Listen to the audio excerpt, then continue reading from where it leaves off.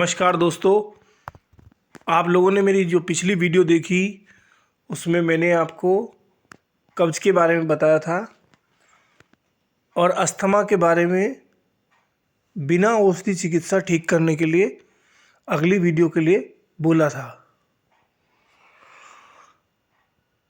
अब मैं आपको अस्थमा के बारे में बताता हूँ। अस्थमा वायु विकार का रोग है, न कि कफ विकार का।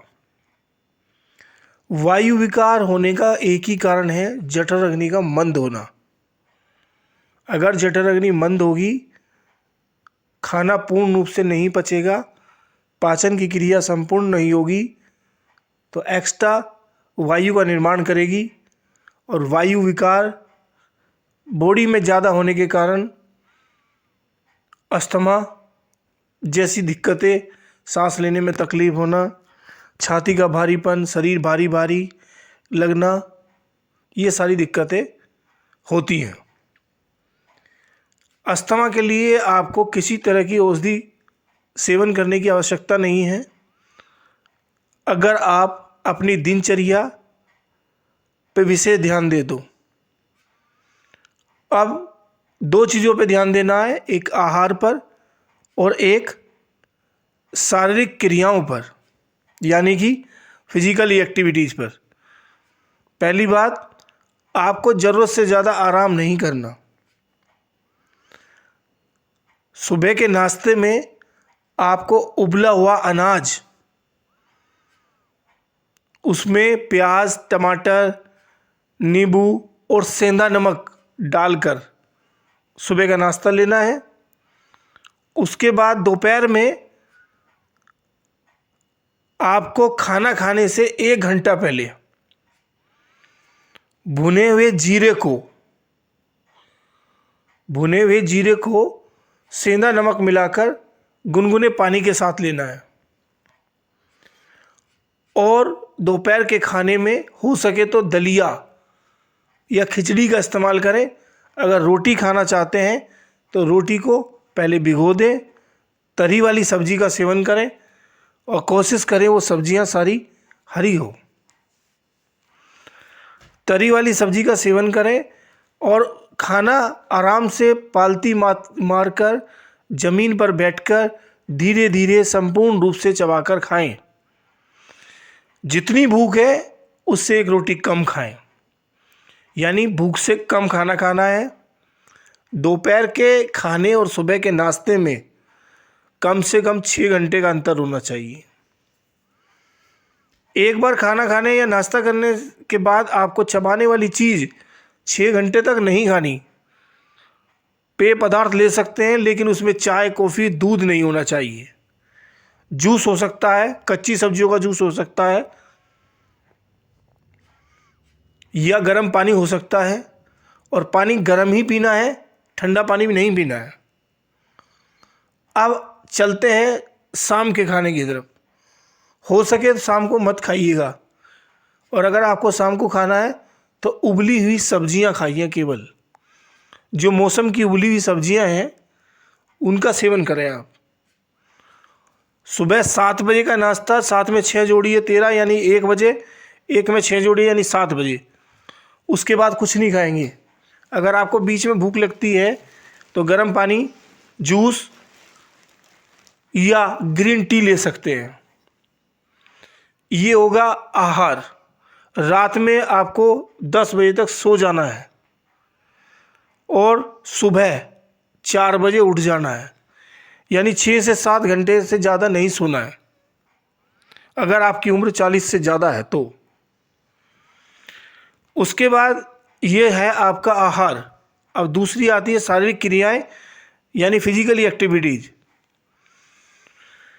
सुबह आपको 2 तरह के मुद्रा, यानी एक सूर्य भेदी मुद्रा, एक वायु मुद्रा, 10-10 मिनट करनी है।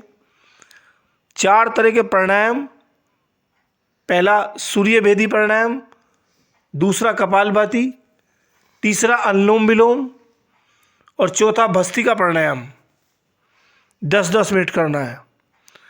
और 2 तरह के आसन, सिद्धासन, कम से कम 20 मिनट, और मंडूक आसन 10 बार, कम से कम 10 बार करें। नित्य प्रतिदिन सुबह खाली पेट ये सब करने के बाद 5 किलोमीटर पैदल चलें। अगर 5 किलोमीटर चलने की में सक्षम नहीं है तो 2 किलोमीटर कम से कम चलें। और जब आपको लगे कि मेरा पेट साफ नहीं हो रहा है या मुझे ज़रूरत से ज़्यादा कब्ज है, तो खाना उतना ही खाइए जितना आप आराम से पचा सकें। वैसे मैंने आपको जो डाइट बताई है उससे संपूर्ण लाभ होगा। सुबह में उबला हुआ अनाज, दोपहर में रोटी सब्जी या दलिया खिचड़ी पे रहिएगा, शाम को उबली हुई सब्जियां, दिन में जूस आदि। दिन में सोना नहीं है, और कोशिश कीजिए खाना खाने के बाद आप लेटे नहीं, पैदल चलें या ब्रजासन में 15 मिनट बैठ जाएं, जिससे वायु का एक्स्ट्रा निर्माण जो शरीर कर रहा है वो अपान वायु द्वारा निष्कासित कर दे, ताकि बॉडी में एक्स्ट्रा वायु जमा ना हो, जिसके कारण अस्थमा का अटैक होता है वो ना हो। इन सारी बातों का ध्यान रखिएगा।